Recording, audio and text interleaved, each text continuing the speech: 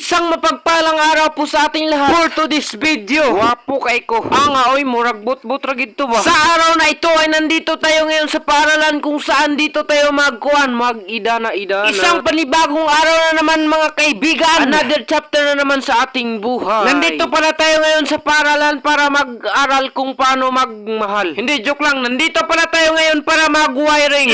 Pero bago tayo mag-wiring ay maglilinis muna tayo para walang sabal sa ating pag-wiring. Baka kasi magkaroon ng mga problema ba? Baka matunog ka at tumaros ka kaya nilinisan namin bago kami nagtrabaho. Para naman iwas disgrasya tayo mga insan. At pagkalipas ng 6 na minuto at natapos na natin linisan. Hirap talaga, no? At pagkatapos naming linisan, nag-prepare na kami ng mga gamit para kumbati tayo ngayon. Pero bago ang lahat at hindi sa huli, nag-instruct pa ang ating puging trainer mga pre. At para sa ating pag-wiring ay hindi na tayo mag-atubili.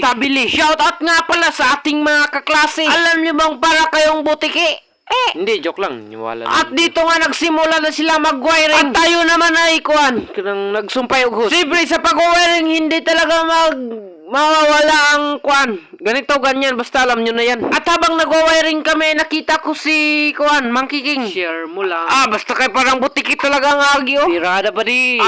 Relax sa na si Oscar diha. Marami talagang pasaway sa mga classmate ko, katulad nito. Hindi, joke lang. Maniwala naman kayo. At dahil training to at part sa pag-wiring ay hindi talaga mawawala ang PVC. At pati na rin ang mga metallic, basta metal niya. Nandyan rin ang pagsusukod kung kaano ba kahaba ang putututulin ni mo. Hindi naman ta kabalo magtagalog ani mga guys. At hindi rin mawawala ang pagbabahog ng mga PVC puthaw. At habang nag-wiring sila ay mayroon namang natutulog, naglalaro. Believe din ako sa inyo mga bro. Watashiwa madasay. Taka ragyawit. At sa haba nilang pag-wiring mga siguro kalahating oras nakapasiga rin sila ng lighting. Ang galing. At gi-energize na ni sir ang isa nating kaklase na nagwa-wiring. Malaman kung mukha bang iring ay hindi, joke lang. Para basta alam nyo yan, ganito, ganyan. At siyempre, dahil bukot-bukot tayo na estudyante, yung tipong kain lang ang palaging iniisip ba?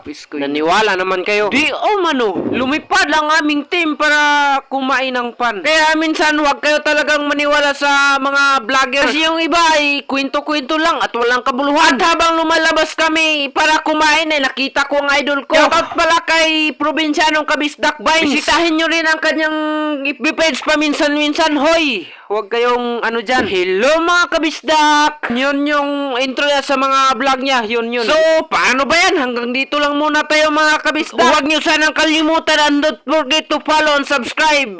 Thank you.